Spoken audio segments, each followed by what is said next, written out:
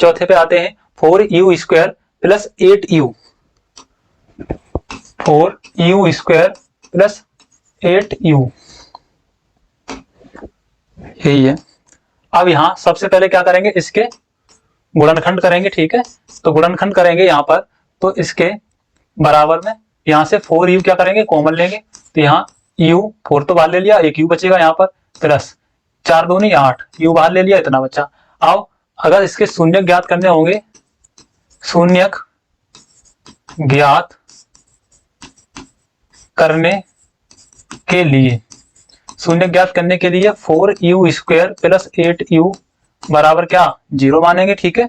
अब इसके बराबर 0 होगा तो इसका मान क्या हो जाएगा, 0, यानी कि 4u इंटू u प्लस 2 बराबर 0।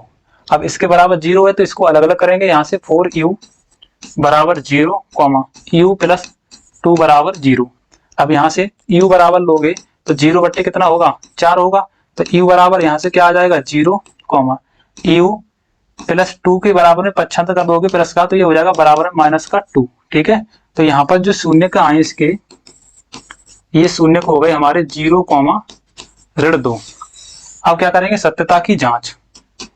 सत्यता की जांच करने पर, सत्यता की जांच करने पर देखें, शून्यकों का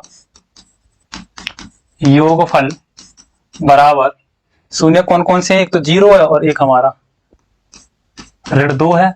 अगर 0 को -2 के साथ जोड़ोगे तो क्या होगा, -2 ही होगा, ठीक है। अब इसके बट्टे हम क्या लिख सकते हैं, 1 लिख सकते हैं। अब ये -2 लिखा हुआ है, ठीक है। अब शून्यकों का योग, अब यहाँ पर गुणांकों में क्या होगा, गुणांकों में हमारा x माइनस x का गुणांक बटे x² का गुणांक। अब यहाँ देखो x का गुणांक, यानी कि यहाँ पर हमको u दिया है तो यहाँ पर u लिखेंगे, क्या लिखेंगे,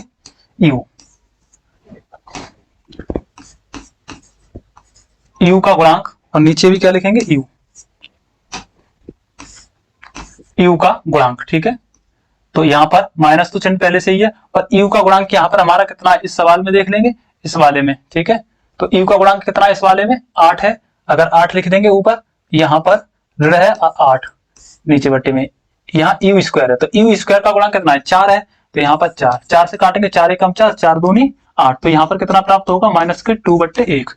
तो ये तो इसके साथ था शून्यकों और गुणांकों के बीच में संबंध, ठीक है। अब हम निकालेंगे शून्यकों का गुणनफल। शून्यकों का गुणनफल बराबर 0 गुणा -2, तो बराबर में क्या प्राप्त होगा, हमको 0 ही प्राप्त होगा, क्योंकि 0 का किसी के साथ भी गुणा करते हैं तो क्या हो जाता है, 0 हो जाता है। तो यहाँ पर 0 हो गया। अब यहाँ हमने इसके बराबर क्या करेंगे, हम अचर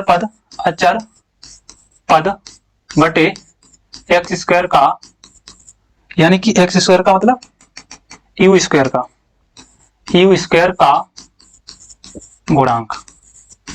अब यहाँ देखो ये तो 0 है ही, शून्यकों का गुणनफल। अचर पद इसमें हमारा क्या है, शून्य, क्योंकि अचर पद इसमें दिया ही नहीं है, यहाँ तो u का गुणांक दिया है और u² का गुणांक दिया है, तो अचर पद क्या हो गया हमारा, 0 हो गया। अचर पद 0 हो गया, और u² का गुणांक कितना दिया है, 4, और 4 का 0 में भाग दोगे तो क्या आएगा, 0। यानी कि यहाँ पर शून्यकों और गुणांकों के बीच में जो ये संबंध था वो ये है, ठीक है। तो यहाँ पर कौन सा क्वेश्चन हुआ हमारा, ये 4 क्वेश्चन, ठीक है। अब बढ़ते हैं 5 स्क्वायर माइनस b² बराबर a प्लस b, एक कोष्टक में और एक कोष्टक में a माइनस b। इसके रूप में अगर इसको लिखेंगे तो इस पर क्या लगाएंगे, रूट लगाएंगे, इस पर भी वर्ग लगा देंगे। तो इसको लिख लेंगे t² ऋण 15 और इस पर अंडर रूट, ठीक है। इस पर भी क्या लगा देंगे, वर्ग लगा लेंगे। तो ये हो गया हमारा t² माइनस के अंडर रूट में 15 का वर्ग। तो एक ब्रैकेट में लिखेंगे t² माइनस के, इस ब्रैकेट के साथ में प्लस लिख देंगे, तो यहां से t² हटा देंगे।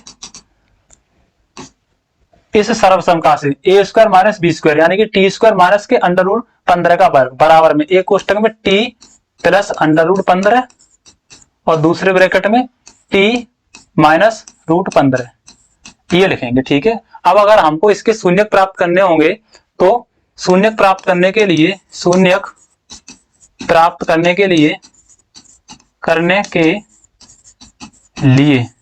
क्या करेंगे, टी स्क्वायर माइनस 15 बराबर 0 इसको मानेंगे, ठीक है। जब 0 इसके बराबर होगा तो इसका भी मान क्या होगा 0, ठीक है। तब टी प्लस रूट 15 बराबर 0 और यहां से टी माइनस रूट 15 बराबर भी क्या 0 हो जाएगा, ठीक है।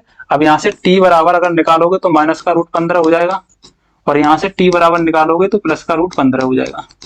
यानी कि इस बहुपद के जो शून्यक हैं वो हमारे ऋण के अंडर रूट 15 कॉमा प्लस के रूट 15, ये इसके क्या आ गए शून्यक आ गए। अब यहाँ पर हम सत्यता की जांच कर लेते हैं। सत्यता की जांच करने पर ठीक है, यहाँ शून्यकों का योगफल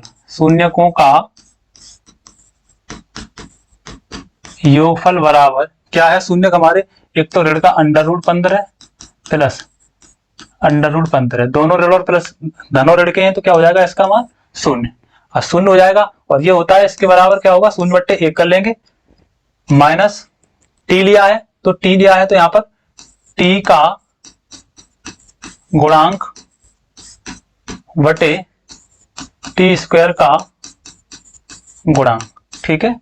ये अब टी स्क्वायर का गुणांक, अब यहां से माइनस तो टी दिया हुआ है, अगर इसको आगे हल करोगे ये 0/1 है, ठीक है। और इसको यहां से अगर आगे हल लेके करोगे यानी कि माइनस टी का गुणांक बटे टी स्क्वायर का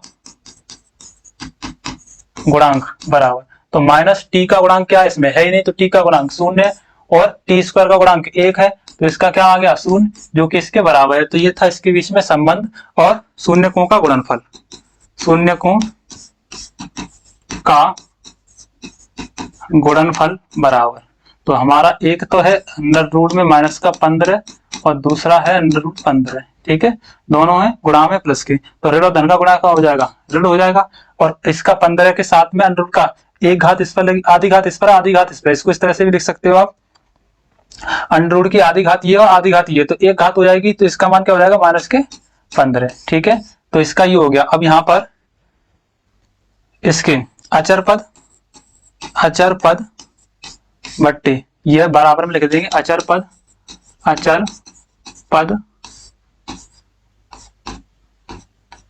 बट्टे एक्स स्क्वायर का गुणांक, ठीक है। तो अचर पद बट्टे एक्स स्क्वायर नहीं है, यहाँ पर क्या है हमारा टी है तो टी स्क्वायर लेंगे,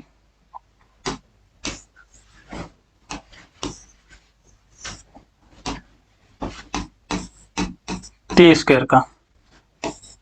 स्क्वायर का गुणांक बराबर, यहां देखेंगे अचर पद हमारा इसमें कितना ऋण 15 है तो ऋण 15 हो जाएगा और एक्स टी स्क्वायर का गुणांक कितना है यहाँ पर 1 है तो 1, तो यह कितना रहेगा ऋण 15/1, तो ये भी तो ऋण 15/1 ही आ रहा था। इसका जिस पर संख्या पर रूट लगा होता है उसकी घात कितनी होती है 1/2, तो इसकी 1/2 घात होगी, इसकी 1/2 घात होगी और समान राशियों पर घात समान लगी हुई है तो घातें क्या हो जाएंगी यहाँ पर जुड़ जाएंगी, यानी कि 15 की घात 1/2, इसी प्रकार से गुणा में 15 की घात 1/2, गुणा में घात जुड़ती है तो 15 की घात 1/2 कितने 1 हो जाएगी। तो इसलिए इन दोनों का जो गुणनफल आया था वो कितना आया था 15, तो चिन्ह ये माइनस का था तो माइनस के 15 हो गए, ठीक है। तो इस तरह से ये था शून्य और गुणांकों के बीच में संबंध था। आगे बढ़ते हैं, नेक्स्ट क्वेश्चन है इसका लास्ट है इसमें छठा question, 3x² - x + -4, 3x² - x - 4, ये इसका क्वेश्चन है छठा, 3x² - x - 4, ठीक।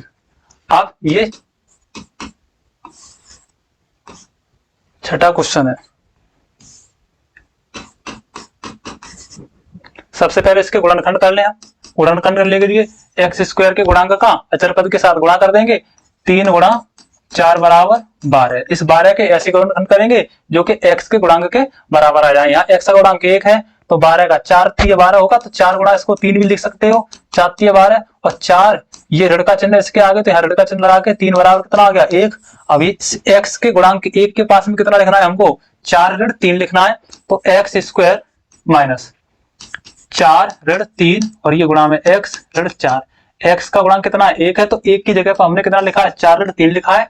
आगे इसको करेंगे 3x² ऋण, अंदर गुणा करेंगे 4x ऋण और ऋण का गुणा हो जाएगा धन, 3x ऋण 4। इन दोनों में से कॉमन निकालना है हमको, तो यहाँ से हमारा x कॉमन हो जाएगा क्योंकि यहाँ 3 और 4 है, तो x 3x माइनस के 4, यहाँ प्लस, यहाँ कुछ कॉमन नहीं दिख रहा हमको, तो यहाँ कुछ कॉमन नहीं, तो ये कॉमन ले लेंगे, तो ये 3x माइनस 4।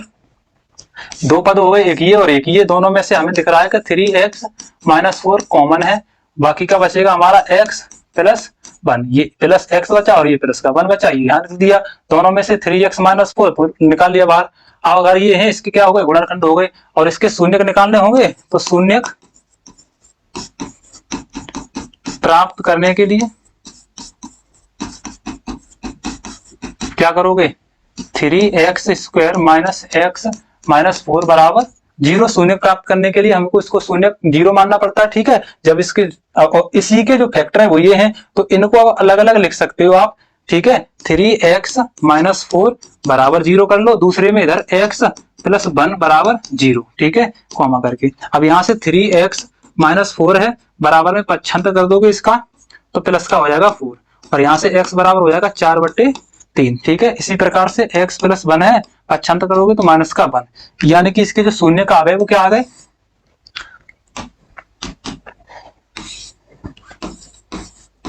शून्य यहां से प्राप्त हुए हमको 4/3 ऋण 1, 2 शून्य प्राप्त हुए, क्योंकि ये 2 घातीय बहुपद था इसलिए। अब यहाँ पर सत्यता की जांच करेंगे। सत्यता की जांच करने पर, ठीक है, सत्यता की जांच करने पर, तो शून्यकों का योगफल, शून्यकों का योगफल बराबर क्या होगा, एक तो है हमारा शून्यक 4/3 धन दूसरा है ऋण 1, इसके बट्टे क्या कर देंगे, 1 कर देंगे। अगर इसको आगे हल करेंगे तो 4/3 धन ऋण का गुणा ऋण 1/1, दोनों का लासा कितना हो जाएगा, यहां से आगे करेंगे तो 3, कैंची का गुणा कर देंगे, हर समान 4 एकम 4 ऋण 3 एकम 3 बराबर कितना प्राप्त हुआ, 1/3, ठीक है। अब यहाँ पर गुणांक क्या होंगे हमारे, माइनस का, यहाँ पर x है तो x स्क्वायर का, सॉरी x का गुणांक, x का गुणांक बटे x स्क्वायर का गुणांक। अब देखें इसमें x माइनस तो चिन्ह लगा हुआ है, माइनस x का गुणांक क्या है, यहाँ पर -1 है, ठीक है, तो यहाँ पर -1 अपॉन में x स्क्वायर का गुणांक कितना है, 3 है, तो 3, अब बराबर में ऋण, और ऋण का गुणांक धन 1/, कितना हो जाएगा 3, जो कि इसके बराबर है। तो ये गुणांकों और शून्यकों के बीच में संबंध था। आगे शून्यकों का गुणनफल बराबर कौन कौन से शून्यक, 4/3 गुणा ऋण 1/1 कर लोगे यहाँ पर। अब इनका गुणनफल करोगे तो ऋण का 4/3 का 3, 3 एकम 3, ऋण और धन का गुणा ऋण हो जाएगा, 3 का वो 4 का 1 के साथ गुणा करोगे 4, 3 का 1 के साथ 3, ठीक है। यहाँ पर यहाँ निकालेंगे गुणांक, तो अचर पद गुणांक और शून्य के बीच में संबंध निकालना है, तो यहाँ पर अचर पद बट्टे, यहाँ पर गुणनफल में अचर पद बट्टे x स्क्वायर का गुणनफल, x स्क्वायर का गुणांक x स्क्वायर का गुणांक। अब अचर पद हमारा इस समीकरण में कितना है, ऋण 4 है, तो ऋण 4 बट्टे x स्क्वायर का गुणांक कितना है, ये 3 है, तो 3, तो यहाँ पर ऋण 4/3 और यहाँ पर भी कितना है, ऋण 4/3। तो ये था हमारा शून्यकों और गुणांकों के बीच में संबंध। तो अगले वीडियो में हम इसके सेकंड क्वेश्चन से जितने भी सवाल है उनको हम हल करने वाले हैं। इसके लिए धन्यवाद, ठीक है।